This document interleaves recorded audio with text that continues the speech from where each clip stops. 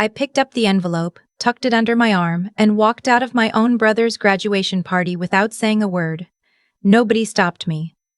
That part still gets me sometimes. Not the things that were said, not the look on my mother's face when she told me I wasn't supposed to be there. What gets me is the silence as I walked to my car. 40 people in that backyard. People who had watched me grow up, and not one of them said anything. Not even, wait. I drove 40 minutes home with the envelope on the passenger seat. I didn't cry until I was inside, sitting on my bathroom floor with the tiles cold through my jeans. Then I cried for a long time. That was 8 months ago. Let me back up. My brother Eli is 7 years younger than me. When he was born, I was in 2nd grade, and I remember thinking he was the most important thing that had ever happened to our family, which, looking back, wasn't wrong. He became the center of everything. Not in a spoiled way, at least not at first. He was genuinely sweet. Followed me everywhere. Called me his big one, until he was embarrassing old enough to know better. Our parents weren't wealthy. My dad drove a delivery truck. My mom worked the front desk at a dental office. We were fine, never hungry, always had what we needed, but there wasn't extra. When I graduated high school, there was no college fund. My parents sat me down and told me they were sorry, that they tried but Eli was still young and they couldn't do both. I told them I understood, I meant it. I got a partial scholarship to a state school, took out loans, worked 20 hours a week at a campus coffee shop, and got through it in 4.5 years. I graduated with a degree in accounting and about $28,000 in debt. I paid it off over the next 3 years while living in a studio apartment and eating a lot of rice and rotisserie chicken. I don't say this for sympathy. I say it because it matters for what comes next. By the time Eli was finishing high school, I had a decent job at a mid-size firm, a 1-bedroom apartment with actual furniture, and 0 debt. I was 26. He was 19. My parents came to visit me that spring, just to have dinner, nothing special. We were sitting at my kitchen table after the meal when my mom brought it up quietly, almost like she was ashamed. Eli had gotten into a good school, a real one, not just local. She pulled out a folder and slid it across to me like she was presenting evidence. His acceptance letter, the tuition breakdown, a printout of their savings. The gap was $1,100 a month. We don't want to ask, she said. We're not asking. We didn't know who else to show. My dad was looking at his coffee cup. I looked at the number for a long time. Don't worry about it, I said. I'll figure something out. What I figured out was this. I called the university's billing office and set up a recurring monthly payment directly from my account. I told them to note the account as a family contribution. I didn't tell my parents. I didn't tell Eli. My reasoning, and I've thought about this 100 times since, was simple. If I told my parents, they'd feel guilty. They'd try to refuse, and then we'd have an argument. And then they'd accept and feel like they owed me something, and that weight would sit between us forever. I didn't want that. I just wanted Eli to go to school. If I'm being honest, there was another reason too. I think I wanted to see what would happen. Whether anyone would notice, whether anyone would ask. Nobody did. For 3 years and 4 months, I paid $1,100 a month. Some months it was tight. I skipped a vacation with my friends one summer. I drove my car with a cracked windshield for 6 months longer than I should have, because I didn't want to dip into the fund I built as a cushion in case something happened to my income. But I kept paying. I told myself it was for Eli, and it was. But I'd be lying if I said part of me wasn't also waiting. Waiting for what I couldn't have told you then. During those 3 years, my relationship with my family was fine, I guess. Normal on the surface. I'd go home for Thanksgiving and Christmas. We'd have dinner. My parents would ask about work. My mom would comment on my hair or my apartment, or whether I was seeing anyone. My dad would show me something on his phone, a video, a news thing, and we'd sit with it for a minute. Eli would text me memes sometimes. Once every few months, we'd actually call each other and talk for an hour. I thought we were close. I really did. What I didn't know was what my brother had been telling them. I found out piece by piece, and then all at once. The first piece came about 18 months in. I was home for Christmas and overheard my mom on the phone in the kitchen talking to my aunt. She was saying how proud she was of Eli, how he'd been so resourceful, how he'd figured out his tuition situation, and they hadn't had to burden anyone. I stood in the hallway listening and told myself I'd misunderstood. The second piece came the following spring. My dad mentioned offhandedly that Eli had taken care of things for junior year. I asked what he meant. He said Eli had told them he'd applied for a grant.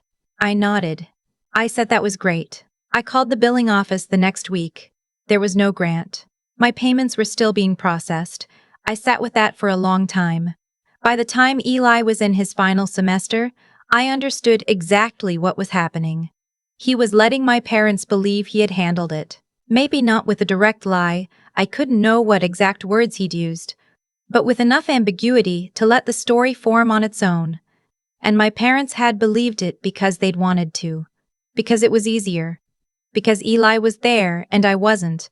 And presence is its own kind of proof. I kept paying through graduation. I know that sounds crazy. A few people I've told this to since have asked why I didn't just stop. And I guess the answer is, I'd started it for Eli, not for the credit. The fact that someone else was taking that credit didn't change what I'd promised myself. It changed what I thought of that person.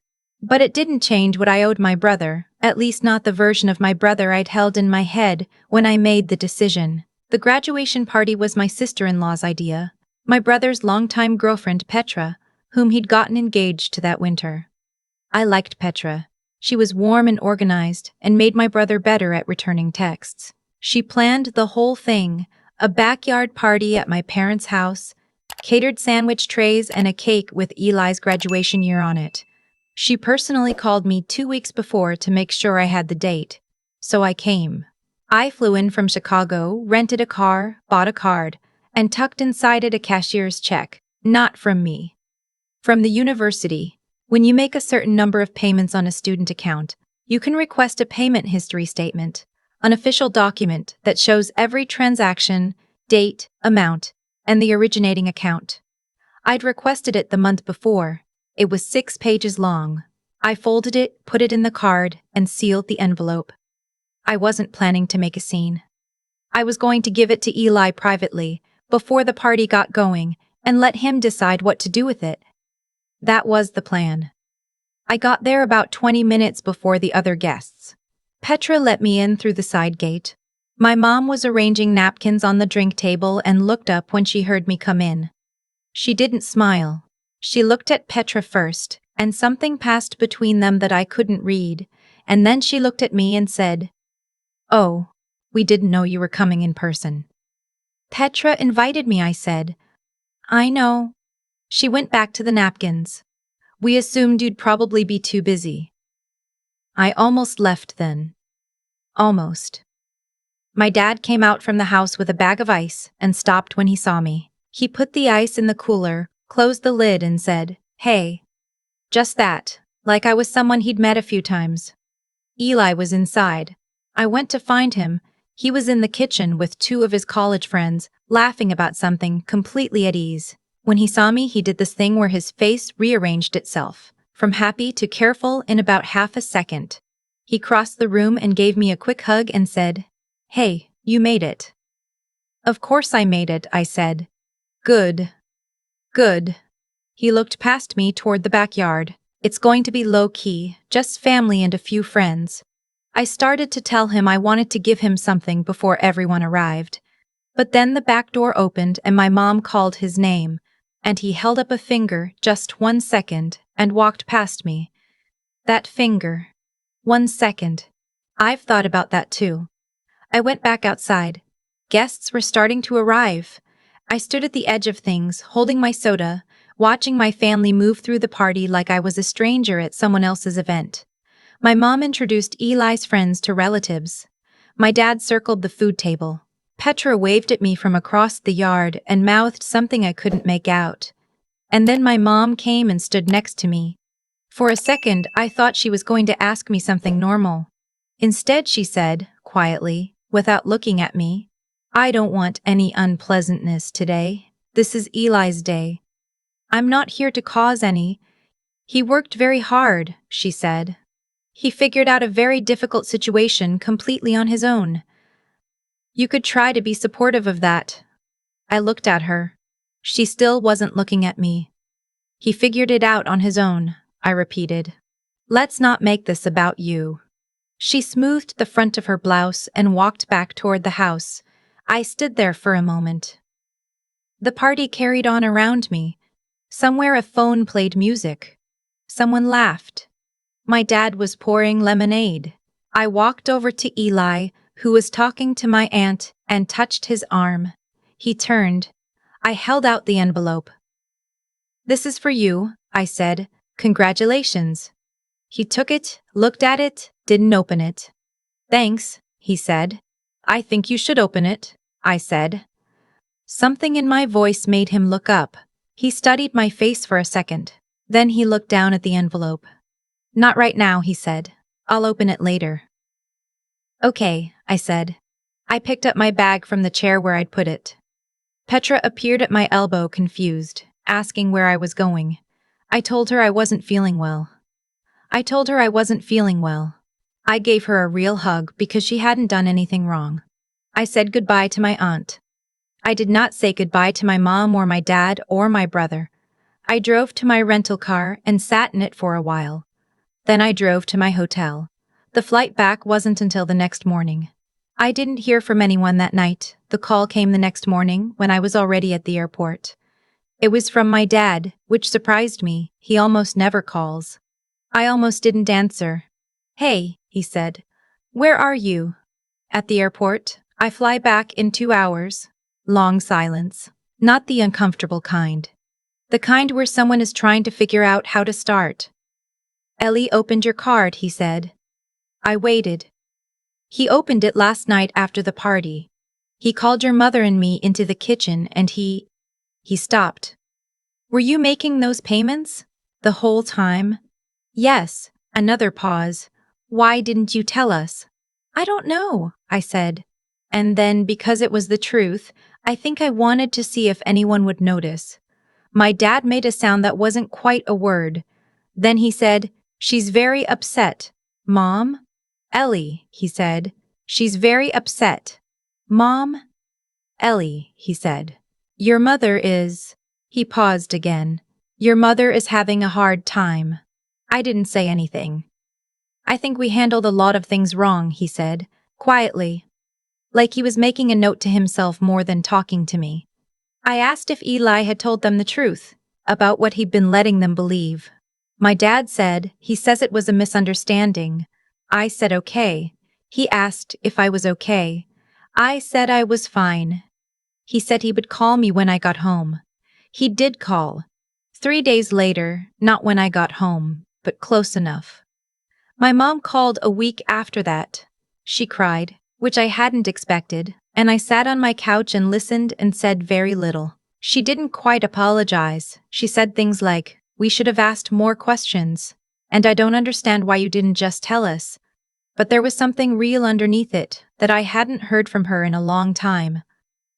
Eli texted me about 10 days after the party. One message. "I'm sorry. I don't have an excuse. Can we talk?" I didn't respond for 2 weeks. I wasn't trying to punish him. I genuinely didn't know what I wanted to say, and I'd learned that sending words before I had them usually made things worse. When I did call him, it was a Sunday afternoon, and I sat in my car in a parking garage because I didn't want to be in my apartment for it.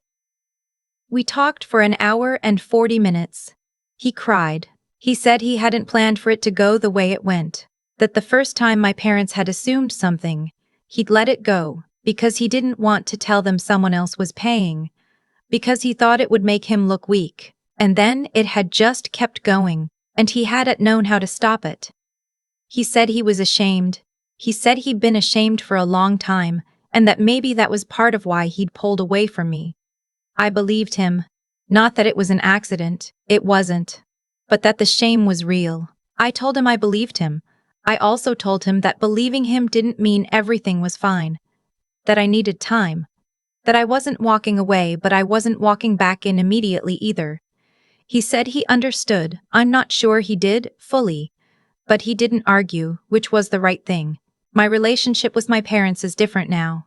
Not worse, exactly. Just rearranged. My mom and I talk more honestly than we have in years, because something cracked open between us that had been sealed too long. My dad and I have had 2 real conversations this year, which sounds like a small number, but for us is a lot. He's a man who expresses things slowly and mostly through action. He sent me a grocery gift card in the mail about a month after everything happened, with no note, and I knew exactly what it meant. With Eli, we're still rebuilding. It's slow. We text more than we call. Sometimes it feels like talking to someone I used to know well and I'm getting to know again, which is both painful and kind of hopeful. What I know now that I didn't know when I started making those payments, keeping something secret to protect someone, is sometimes also a way of keeping them from having to make a choice. My parents never had to choose to acknowledge what I was doing, because they didn't know. Eli never had to choose to tell the truth, because I'd made it easy not to. I built a situation where I could feel righteous and invisible at the same time, and that wasn't as pure as I'd told myself. That doesn't make what Eli did okay. It doesn't make my parents' assumptions okay. But I'm trying to hold all of it at once instead of just the parts that make me the hero of the story. The envelope is still in my drawer. The one I carried to that party. Eli kept the payment history document. I assume he did anyway. I kept the card, the one I'd written in before I sealed it.